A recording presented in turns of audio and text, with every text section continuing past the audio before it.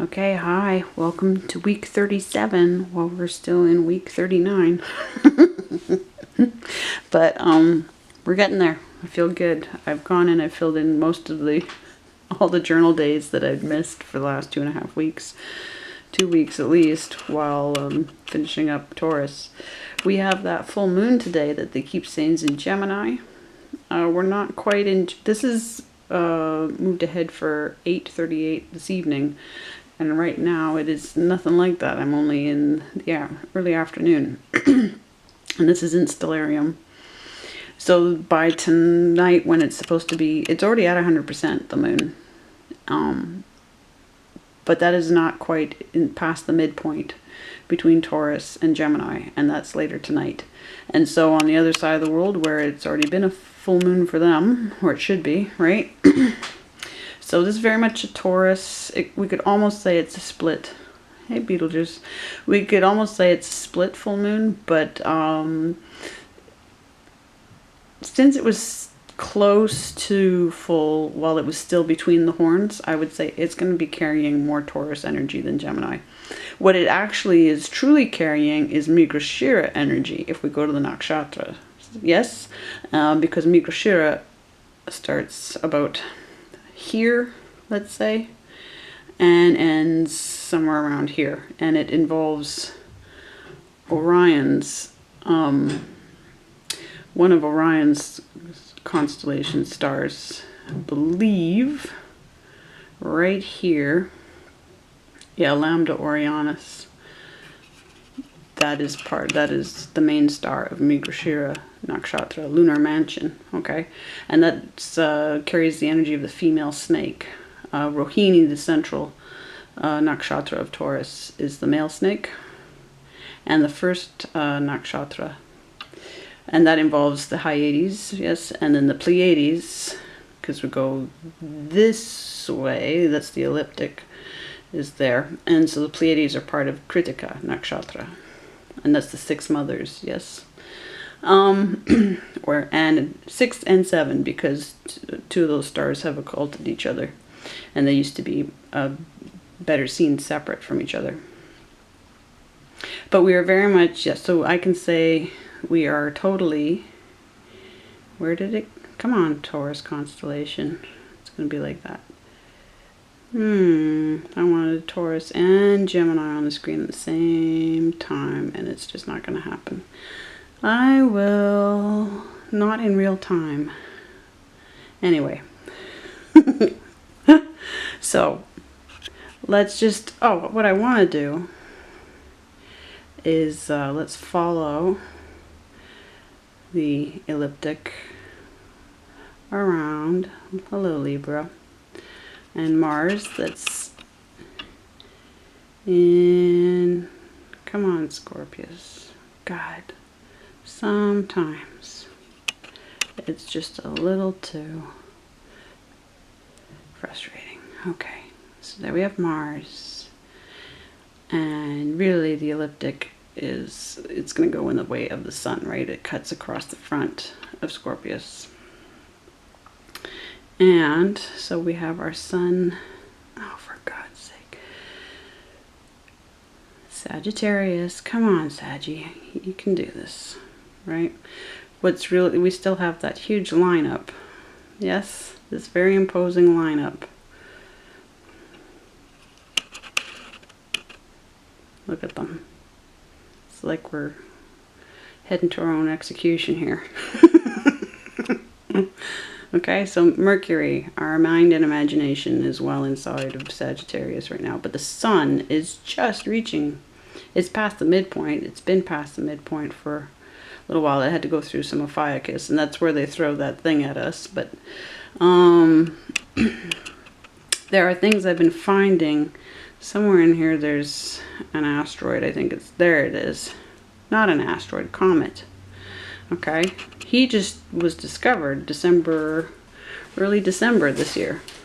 And so this is a new thing, and I'm amazed that they're actually on track with it. And it's looking like the filaments of the universe. That's really just the grass from the graphic, yeah. But it kind of captures the vibe of the filaments of the universe. But So Venus is on her way out. Pluto's in here somewhere. Venus is near Pluto. They don't show it in Stellarium. I don't know why they took Pluto out of the... I'll just... I'm pretty sure I've done this, but... Well, okay. It's when I zoom in I can never find them. So that's, yeah, okay, that's... So there's Pluto. So they're right next to each other. This is important. This is important. Okay. And they're heading towards Capricorn. See how close they are? Now, I've been finding planets in Capricorn, and there are 18 stars so far inside Capricorn. Well, in Capricorn, there's so many different, like the stars are so distant at different distances from each other.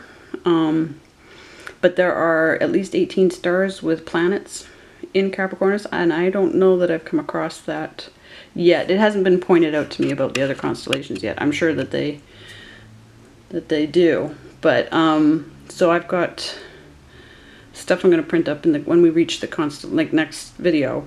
I will map those out according to what I found. But there we go.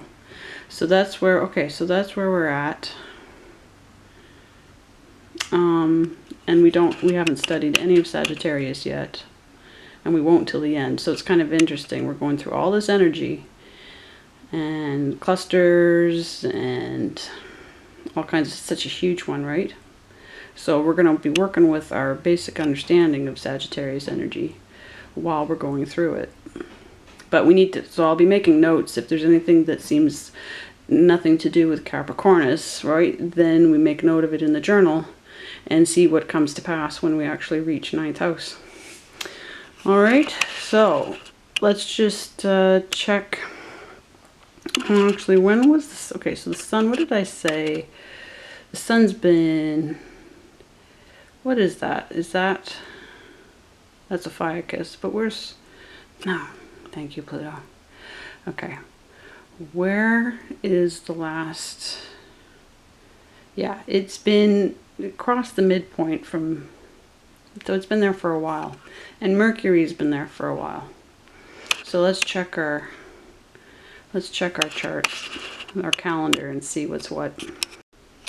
Okay, so from Taurus round tent to the exotic outpost of Capricornus, which I would say absolutely so far, considering we reached it through the void, the Capricornus void and the Taurus void. We've been going through dark energy, dark matter in the universe to get here. We got here before we knew it. We were still working on Taurus while we were already in Capricornus. So and I'm also finding a theme of one of the goat stories attached to the constellation, is the idea of the father fish goat that made time work backwards so that his children would return and stay in the sea and not become land goats. So there's an issue there of, again, but we know that time-space is all an earth thing. So we've got magicians with magician stories here. So let's just see what we've got going on here. Venus direct in Capricornus was supposed to have already happened on the 9th, and I don't think we're there yet. So we're going to keep an eye out for when, and not quite yet, no. Because where are we? We're way over full moon in Gemini. Well, it's not quite. It's Taurus. But everybody else classifies it as Gemini. But as far as I'm concerned, until it's actually in Gemini, midpoint. So let's say Mrigashira, we can go that far. Yeah, we had the eclipse on the 4th. I've got to go back and figure out what happened on the 4th. We'll get to that. It's on the back page of this. No. Mars direct in Scorpius. I've got to go back. I've got it in my notes as to when it actually hit Scorpius. We know it's there now.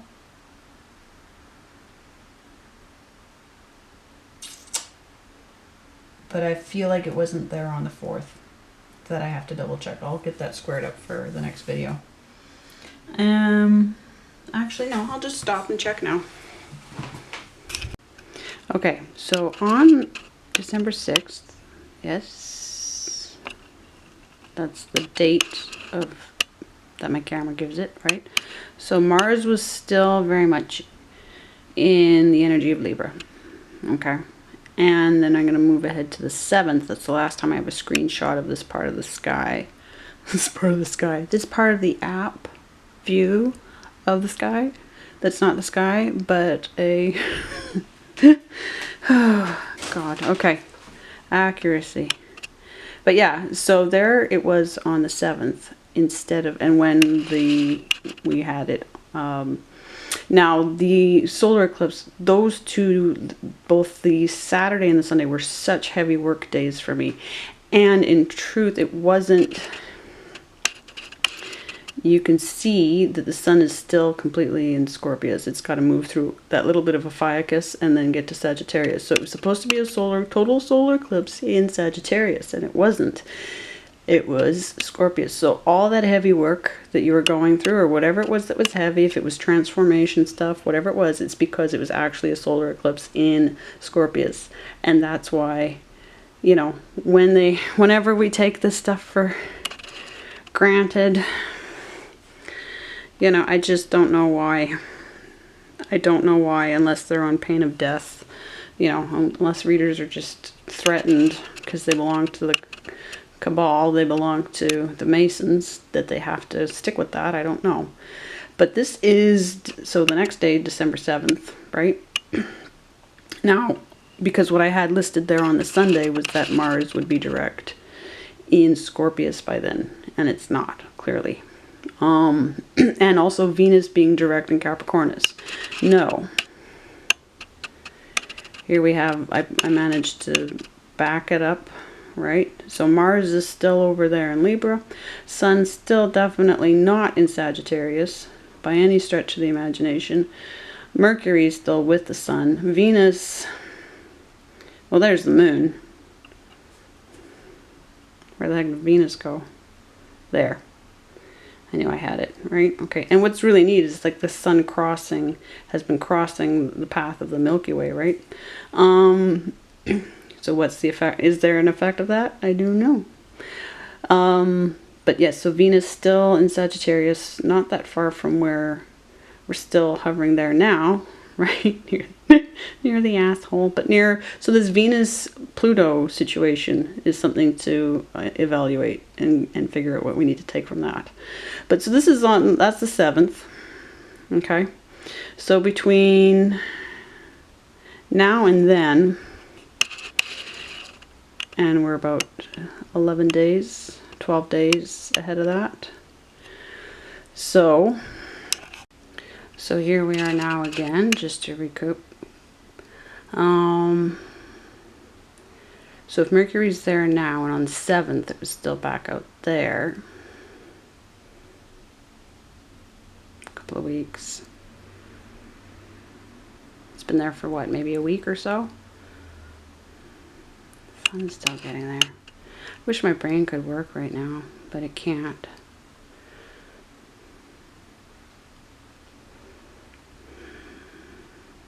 It's over there. So it took a couple of weeks. So it's been a couple of weeks. So let's say it crossed the midpoint about a week ago. 6 days ago. So let's say...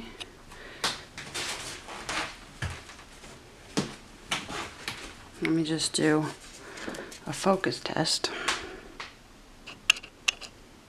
Okay. Yep. So then Mars, and the thing about Mars, if I go back to that astrology video from Crazia Tazio Astrology, I love her. She had said that Mars was disappearing, so to speak. Yes, back when it hit Cancer, right around the time it hit the Beehive cluster. It was going invisible. It was going behind clouds. Yes, And it was going to come back up into Scorpius. So we've got this, the end of this period of going to ground, of going off the radar and coming back out into public. And I feel like all that hermit energy that so many people have been going through is completely because of that Mars situation. And now Mars is coming back out. But let's say, so the 7th, still back there. 1, 2, 3, 4, 5, 6, somewhere around, yeah, somewhere around the 13th. Let me see what happened on the 13th or 14th. It's going to be like that, is it?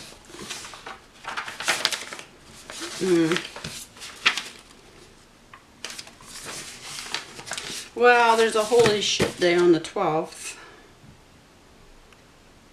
The 11th was rough day.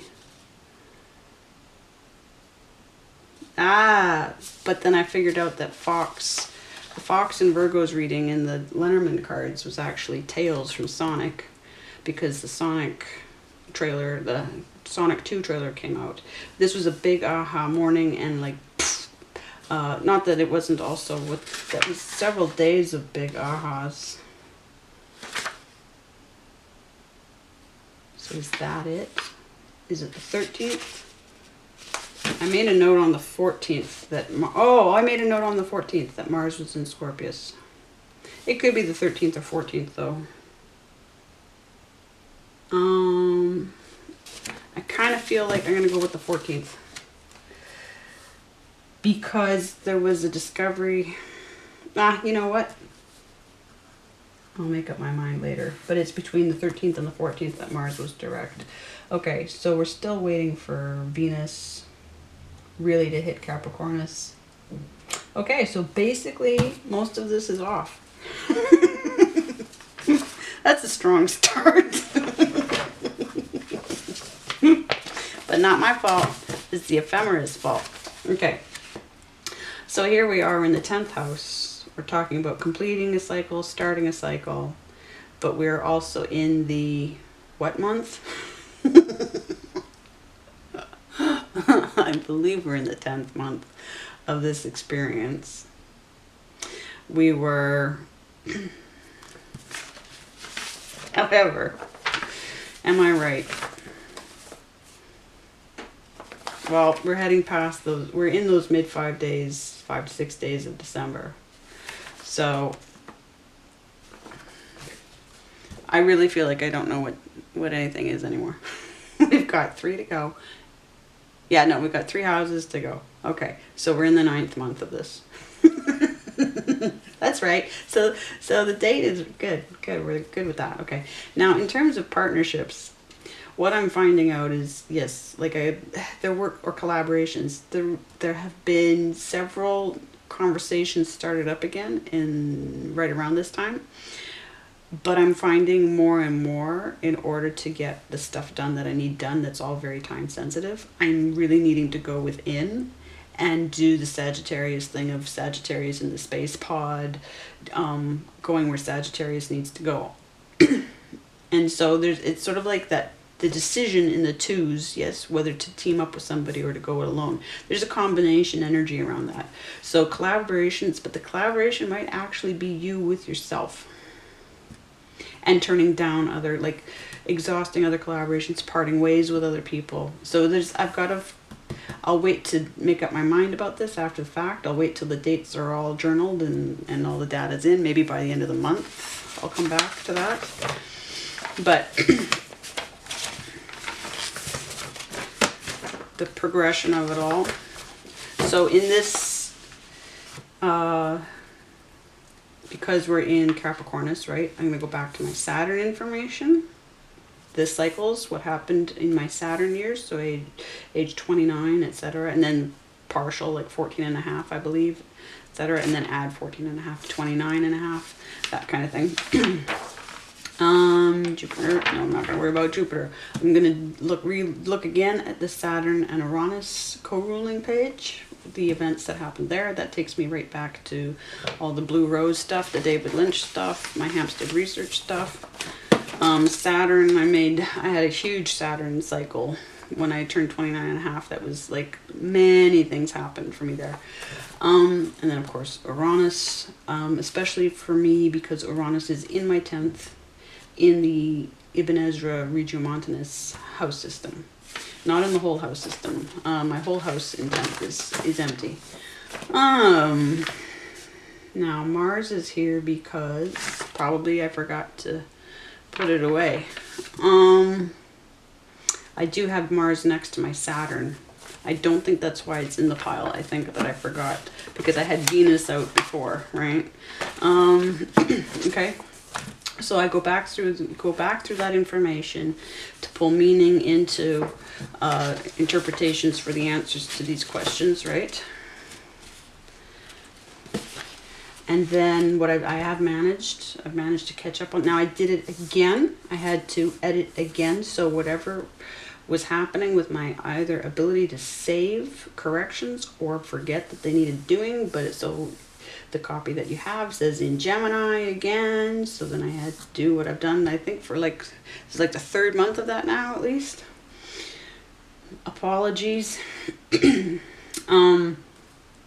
But yeah, no, familiar territory, absolutely, especially with this huge overlap of energy with house number 2, and then tying it into Sagittarius and Aquarius energies.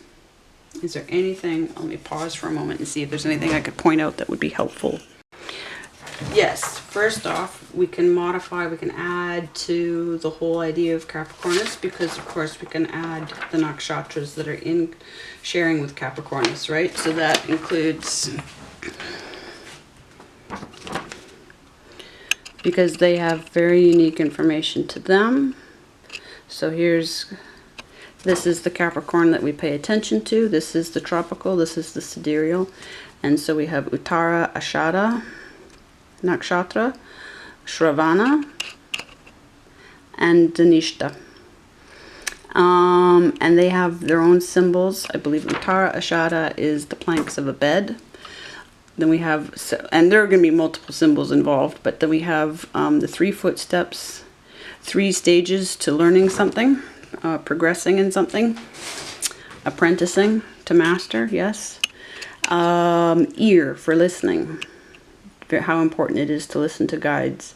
They say also to listen to your spouse. If you have strong placements in this, if you were born in Shravana, then you need to pay attention to what your spouse says, their advice. But the trident as well. And then Dhanishta. And please, this is a lot of vocal strength, a lot of musical vocal strength tied to that. But this is also the house of miscarriages. This is a very harsh aspecting house, but very important, I believe. And so there's much information tied to these nakshatra that, again, as with all nakshatra, is so unique and separate from what was translated over into Western when everything was basically modified and stolen, etc., etc. Yes, okay. But again, and then so for me, I have this gap right at the start that I dealt with so much in the last month because of my 2nd house, right? And now Capricornus is my 3rd house, as well the overlap with my 2nd house. But this gap here starts in Capricornus, where Sag. 2nd house, the gap between my 2 2nd houses, right? So I have that issue to deal with, but definitely, what else? I need to modify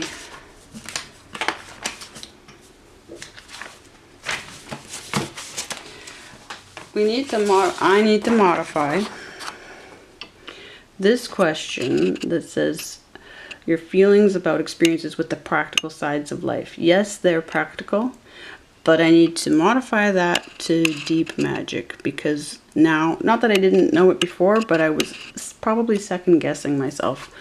and what I knew about earth energy. And what we're talking about is absolutely pulling spiritual and practical, like practical is spiritual. Pulling it all together in the one existence, and that's the whole trick. That's the whole trick to your time here.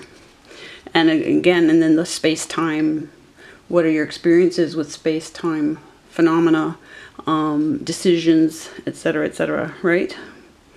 So a lot, and then a lot of childhood energy here.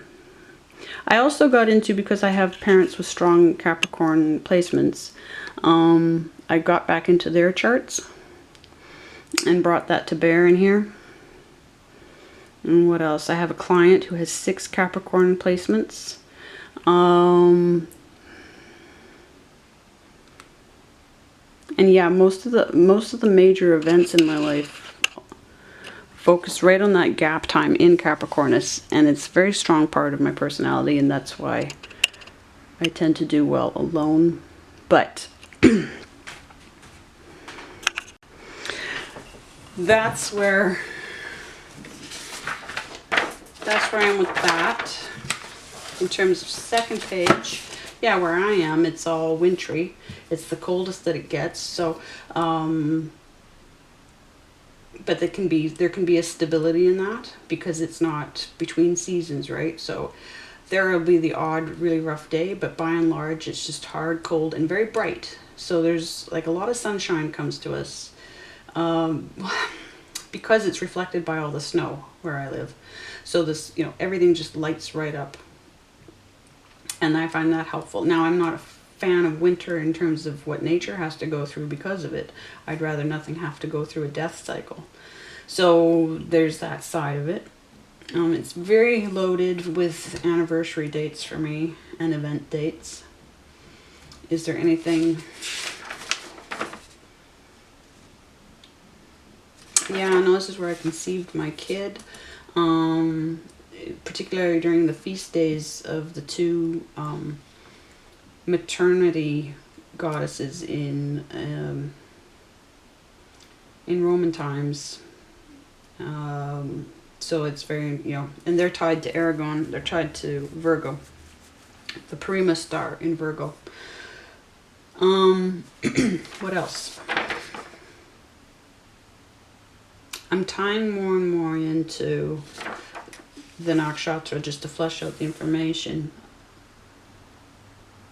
And then what houses are in there in my Capricorn, between the tropical and the sidereal, right?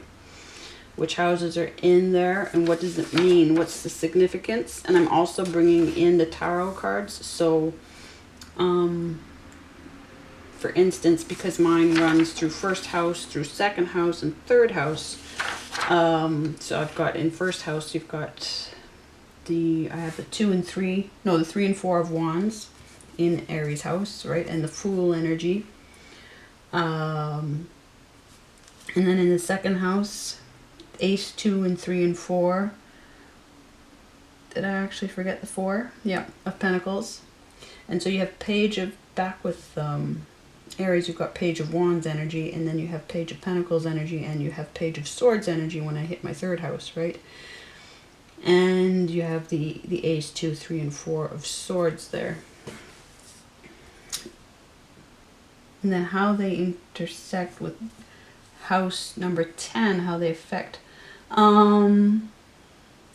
With house number 1, like, it's the trouble that I want to start in the world. And then I look to, like, it's squaring with my sun placement because, like, it's empty. So I'm looking for squarings, I'm looking for aspects. I did that. Now, house number 2, apprenticeship and mastery. And house number 3, education and commerce. So those are all in my Capricornus. And but all that page energy, so all that childhood energy. So there's a childhood that we're dealing with here. And there's interesting, it's going to repeat as a theme in the mythology. But I found, of course, I found something even more exciting historically through the mythology.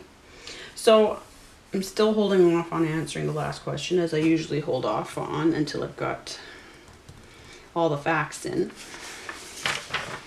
And then next, of course, I've started by charting all the stars, and I started finding some planets, but we'll get into that next video.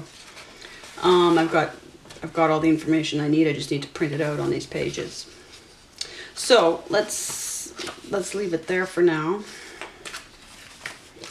That's the emphasis for this week. That's what this week was. Is there anything? I've been catching up. I had all of this empty because of what was going on with Taurus. So I've been going back in, and I've still got some to do, but I've been filling it in. See, getting caught up. Because if I don't do that, I've got some very time-sensitive things I need to get done, but they are dependent on getting this done.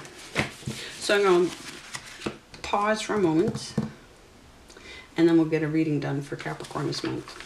But the one thing is that we do have an extra week in this, because we're going to here, right? So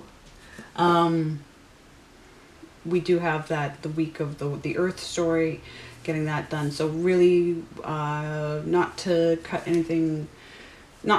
Capricorn short, because I'm not cutting any corners, condensing it, but no, we've got some time to. And I feel like we were absorbing Capricorn energy while we were in Taurus anyway, and that's part of the point.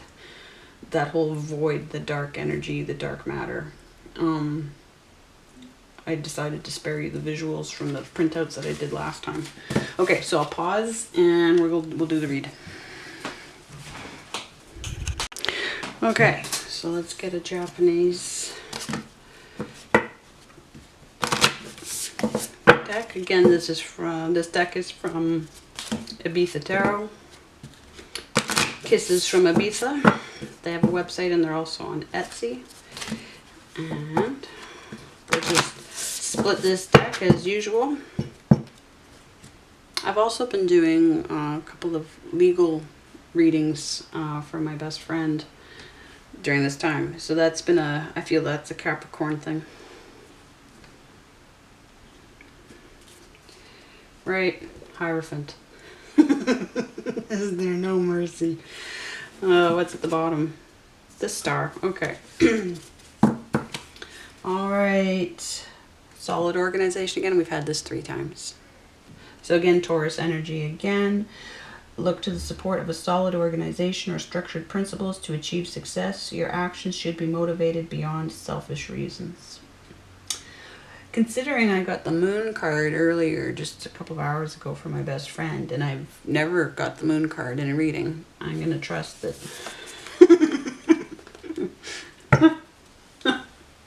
Got the strength card right underneath that. Okay.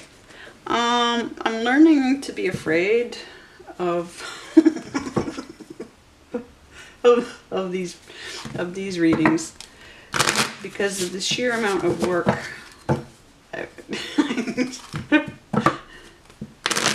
So let's see what kind of an interpretation I can give you this time.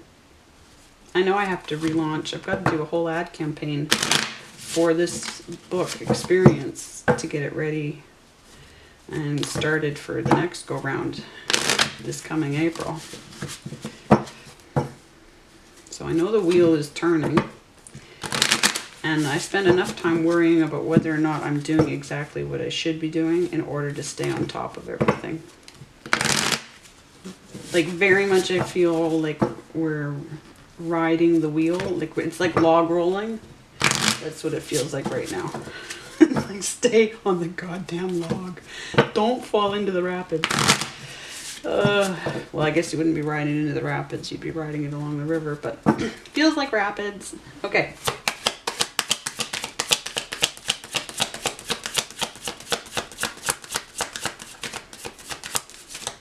What do we need to know for the next few weeks? On my lap. Okay. Coming out. Squaring off with us is Judgment. So again, so as Minnow Pond loves to point out, getting up out of those graves. But Pluto energy, so what did we say? We had Venus right next to Pluto right now. Creative energy.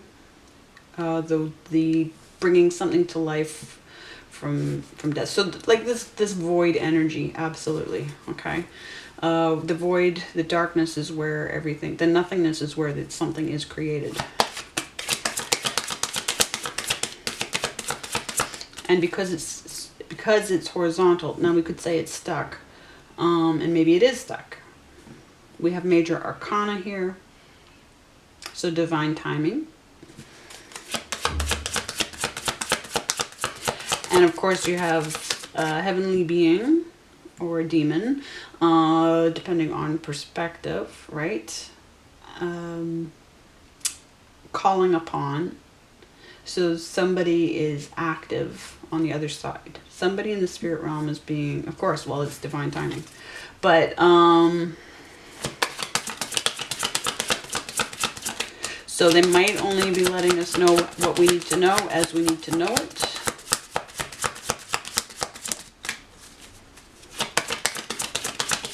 If we relate it to that Hierophant card, we can easily see the protesters across the world. Now, flipped out into reverse. King of Wands. So that's going to be Sagittarius energy for me. It could be any, just, you know, mastermind fire energy. It's in reverse, but these are squaring off against each other. So I wonder if it needs to be, if it's opposing something. Well, I'll just leave it there. It comes first. Priority here. Now this is the king with the plan. Knows where he's going. So maybe doesn't know. Maybe we don't know where we're going.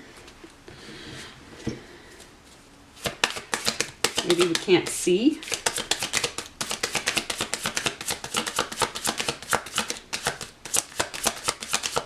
Hence the discipline. Somebody else can see, right? Now, do we need to find a physical organization, or is it self-discipline? Ooh, okay. 10, reverse that portal. Both in reverse. In the same direction.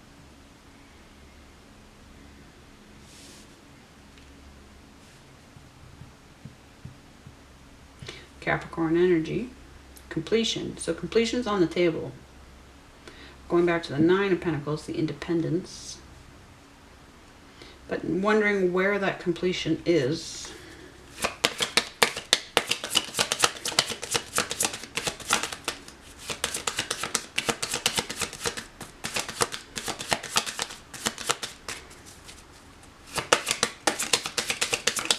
One more card.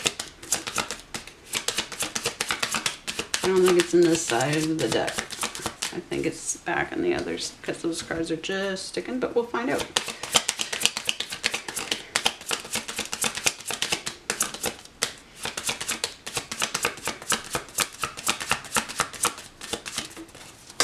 Everything, okay, so how many cards have gone to the floor? Didn't the first one go in my lap? Those two, okay. Well, this one went right on the table, okay. That's right on the table. This one's down to the floor again. Wow. Okay. Well, I don't think we've had him before. I'm not sure we've had Pluto before either. So Mercury. Mercury in transit. Pluto and Mercury energies here.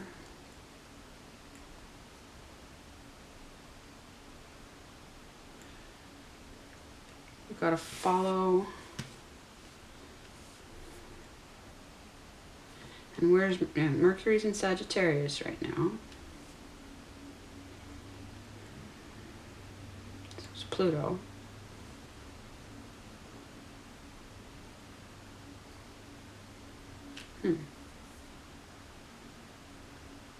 Both Virgo and Gemini energy. So what you know, Time Lord,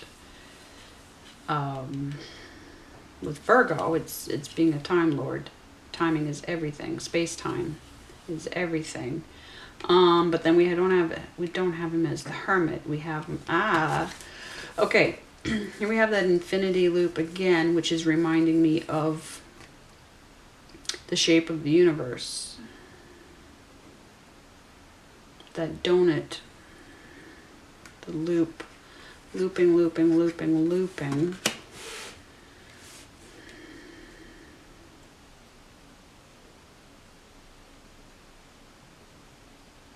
There's a portal in this 10 in the regular deck.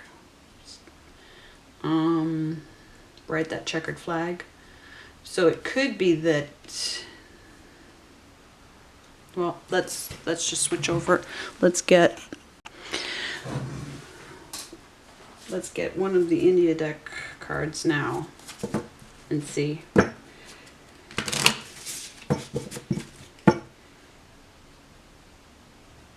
Found the Magician. Now the India deck had wanted us to find the Snake Charmer and the snake.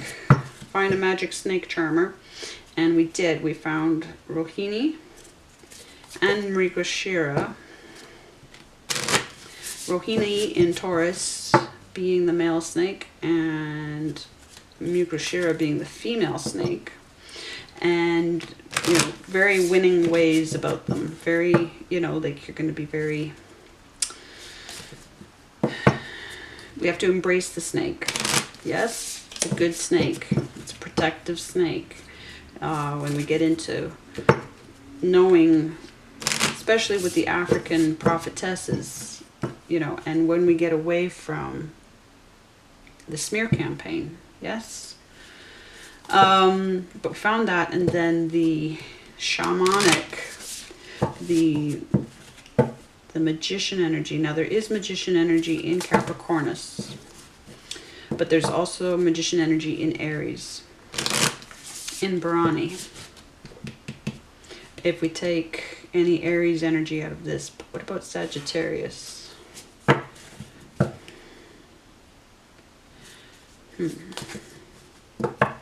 So those are, we've got all this squaring off. Okay, and what we have when we have squaring off is we have pressure. Okay, now these are working in the same direction. Pluto and Mercury are working in the same direction, so these are in alignment, okay? Oh, I'm an idiot. When we get to the Earth story pages and I say Pluto is the placement of your professional guides in your chart, and I can't even remember how I came up with that or why. I can, but not specific. Like, it caught me off guard to go back and reread it when I was printing it out. I'm like, what? Really? But everything else that has gone into the book has been so pivotal. So your professional guides, where are they in your chart? Where's Pluto? Now you need the sidereal chart. The tropical chart won't help you. You need to do your chart in sidereal placements using the Larry, Eli, Ianamsa, and Regiomontanus. Well, you can use whole house and Regiomontanus Ibn Ezra. Get both systems to figure out what houses that your Pluto is in, but it needs to be set to, yeah, the Larry Eli. I would go with that because Larry Eli sets the calendar year, sets the sun entering Aries at the right time around the 15th, and that's what you need. Of course, it all modifies from there. Virgo needs to go to the end of October, right? So Libra gets pushed back. So if anything, like, there are ways that we need to modify the chart, but it will get you close. So allow for, and that's not the only constellation that needs changing, right? But it's a major one. So watch out if your Pluto placement is on the cusp of any house. Then we want to double check in terms of where the sun actually was on that day. But know that Virgo goes to the end of, it goes to November 1st, okay? So if it looks like, if it's lining up with November, between, you know, like the 20th, whenever Libra is said to take place, right? Then you know that it's actually in Virgo rather than, if you go with the nakshatra as well. The nakshatra are specific to where the sun transits and the moon transits, yes. So It's not the same issue. They divided the sky up differently than the Western astrology divided the sky. Because they knew about precession. Okay, so we have your professional guides and we have your imagination in alignment. Okay, they're squaring off with your sense of direction and your sense of completion.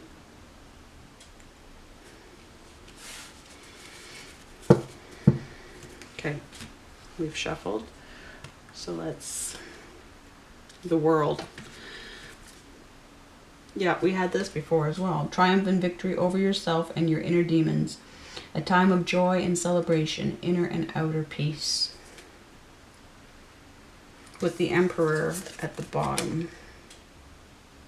Make the decision to decide and lead. What would your father, grandfather, or the Emperor do? Choose your mission. We'll stick with this, the world.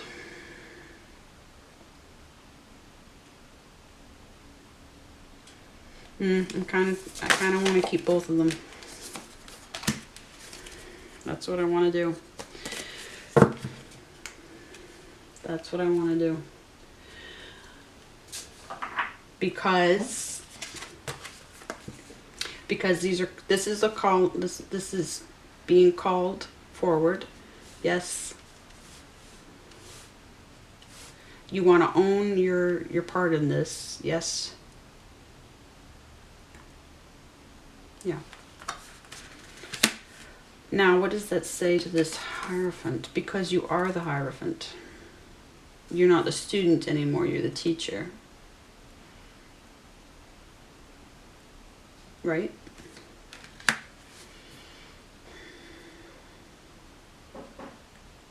But where? Well, we'll find out. I'm still not clear 100% on if you're supposed to go with, and I feel like probably they won't tell me in case it gets screwed up if we say it out loud. So, but you got to build what you got to build. Whether or not that brings you into an actual physical organization or your own thing. That's where this card catches me up. And that's why they're repeating it possibly. But they are repeating it. They're repeating the world as well. Okay. So, we wait and see, we see how it plays out, as always. I know for me, it's come down to, I know that I have to create my ad campaigns and I have to create my own communities. I can say that. That's where I start, at least. That's where I start, because that's what I've been building. Okay. Back with week 38 very soon. I'll be recording it later today. Much love.